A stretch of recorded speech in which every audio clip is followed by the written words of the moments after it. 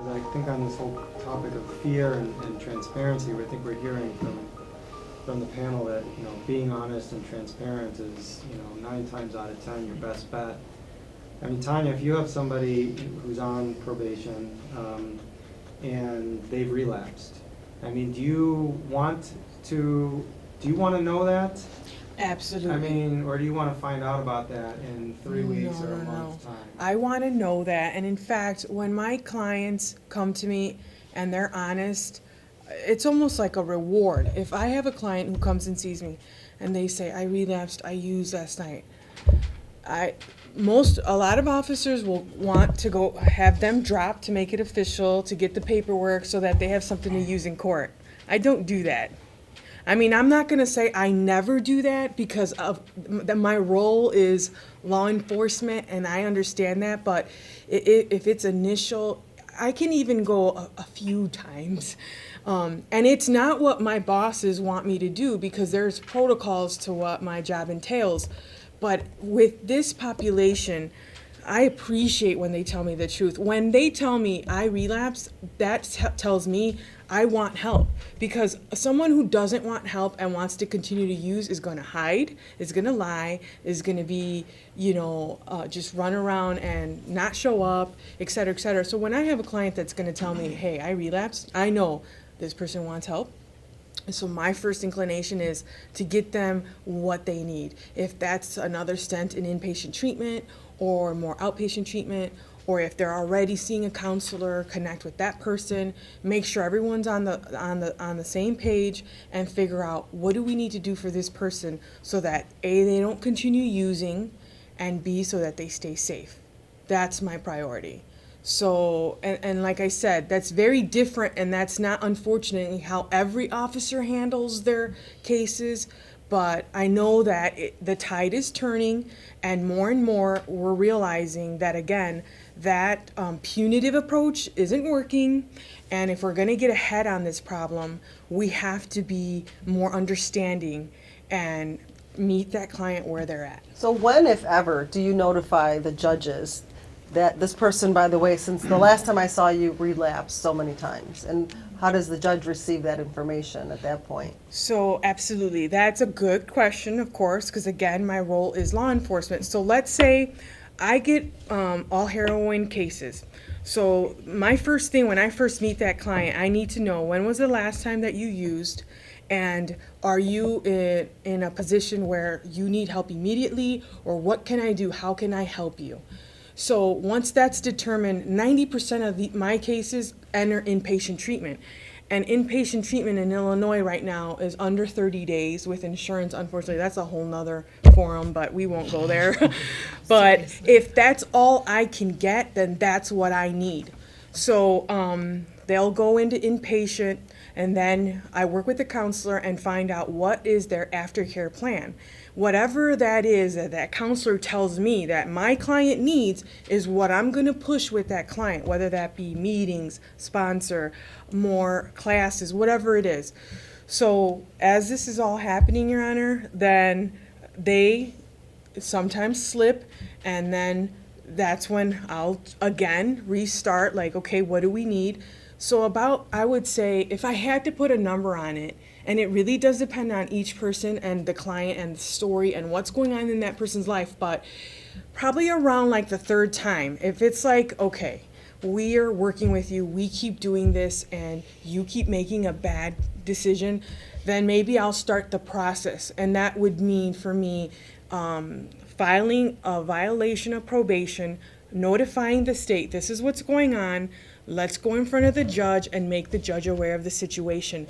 That sometimes helps me a lot because then now they're in front of the judge, it's gotten a little bit more scary, they're kind of potentially starting to get into trouble where they might be losing their freedom or other things that they don't want to deal with.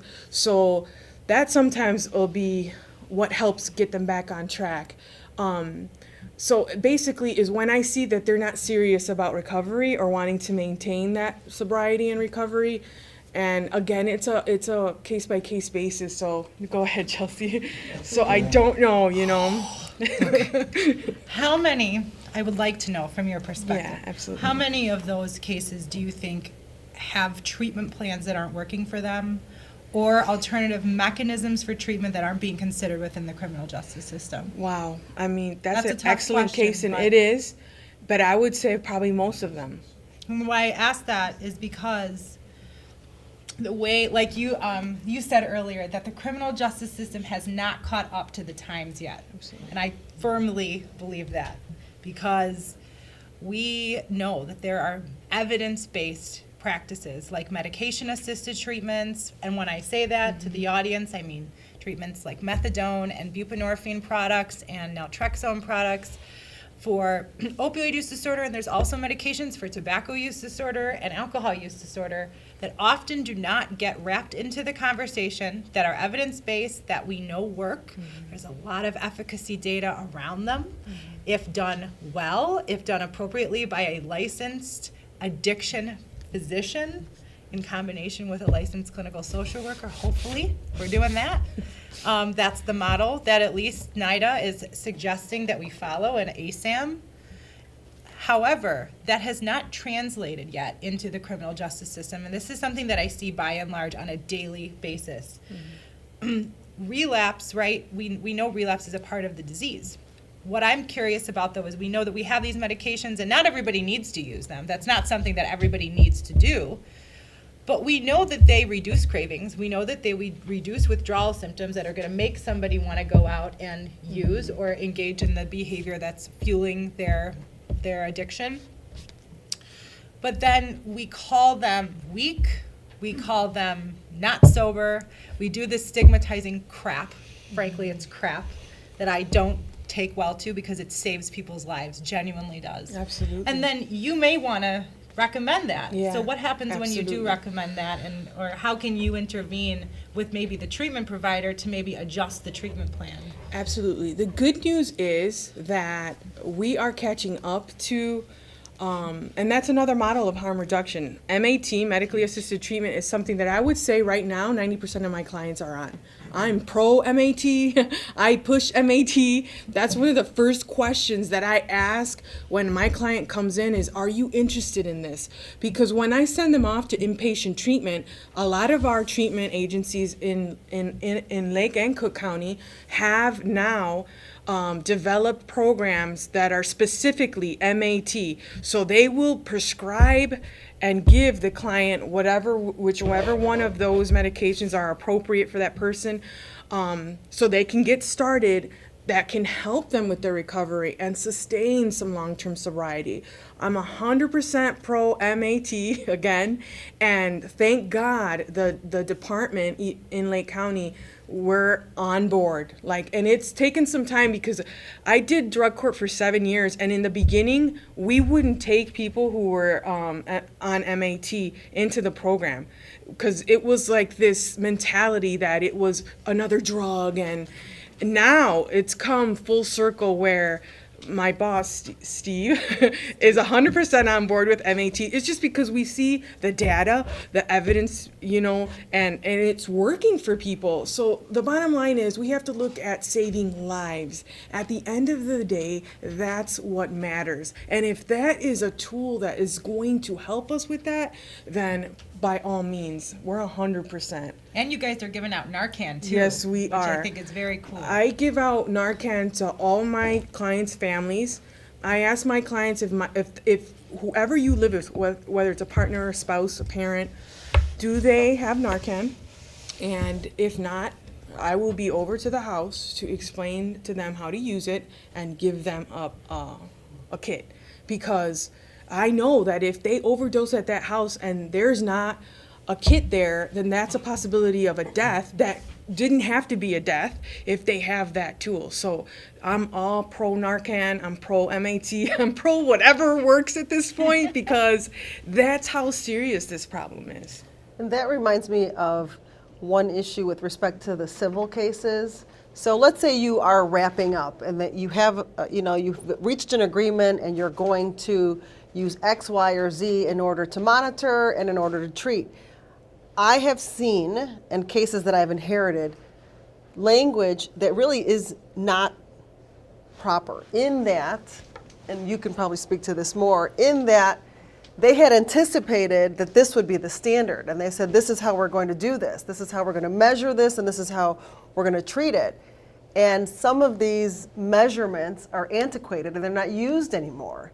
And so when you enter into agreements, when you're going to finalize your cases in civil court, you're actually signing a contract. And so then they say, but judge, you can't change that because it's a contract that we had. So you're tying my hands if you say the way we're going to measure this person's success in recovery is by using this set of data, and that data is no longer the standard. And so be careful of that when those issues arise so that you don't limit yourself, so that the language is broad enough that it can change with the time, so to speak. And I'm sure, Greg, you've probably drafted a number. I've never particularly run into that issue where, years down the line, the metric used, but I could see something along the lines of, you have to take a drug test at X frequency, and then you get into a MAT treatment, and that very well may cause you to,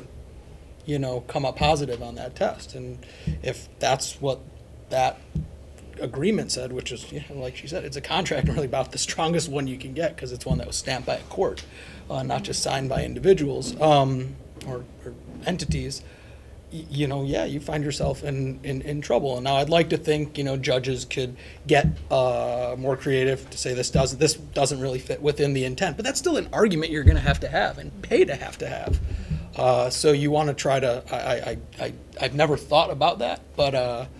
You definitely want to take that into consideration when you're drafting the language to have it be malleable enough to change with science. And therapies, right? I think therapy is a form of science. Yeah, absolutely.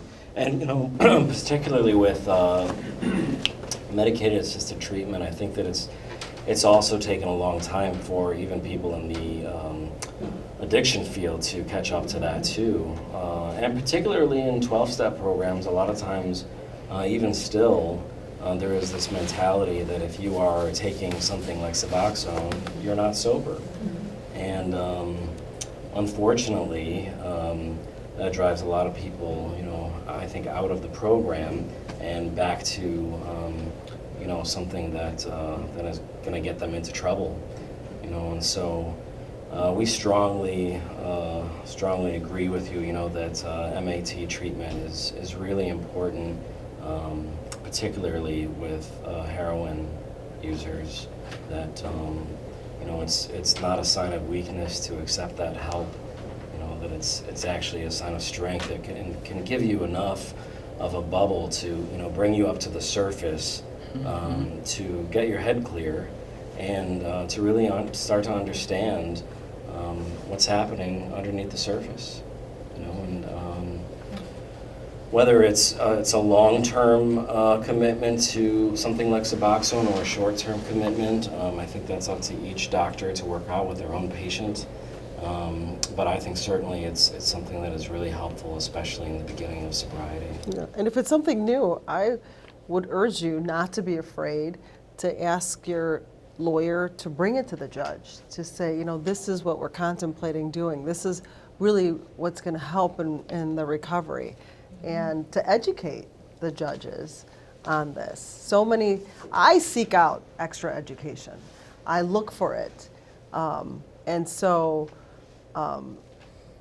I didn't come to the bench with anything other than my law degree and my experience, but I seek to learn more about this topic, and so I seek it out. I don't know that everybody that everyone's going to appear in front of, if you happen to do that, has had an opportunity or the interest to do that. And so sometimes you have to be the educator, your advocate, and some people are self-represented, and so it can seem very scary. But in Cook County especially, we are doing as much as we can to give access to the courts to people that are self-represented litigants. So even if you don't have a lawyer, don't be afraid to bring the data to the judges and to ask them to consider this form of treatment. And I love that Her Honor just said this, because I think that's one of the reasons I get up in the morning is, we can't expect judges for state's attorneys or lawyers to just get what we think they should do. So that's when you go and you write laws. And I think that that's one of the things that a lot of citizens don't know that they have the power to do too, is to advocate for policy change. You can write a law all on your own. You can walk into your legislator's office, you can explain to them the problem that you're facing, or that many people are facing. The more data you have, the better, to back up what you're saying. And you can literally write laws and change policy that the judges have to uphold in a courtroom. Her Honor is reading from a law book right now. So policy is what they end up going off of to make their decisions, because it's legal or it's not legal. Oftentimes it's that black and white. If I had $1 for every time I said, I do follow the law. That's what I think citizens kind of, I think we elect our judges, we also elect our legislators, and we also have the ability to go and change laws. We don't know we do because we're not taught how, but we do. And I think everybody has the power in this room to do that. It's just the how.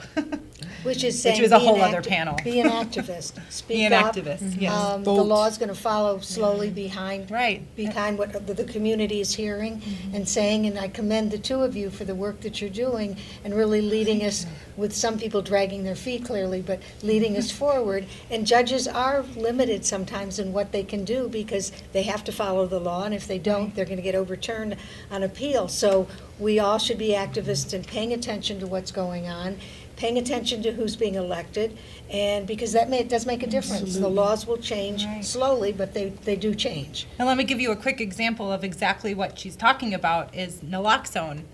Naloxone didn't just come out of nowhere, okay? Naloxone has been around since the 60s, by the way, used in the medical community. It's a drug that reverses opioid overdose. If you've not heard of it, it's also called Narcan.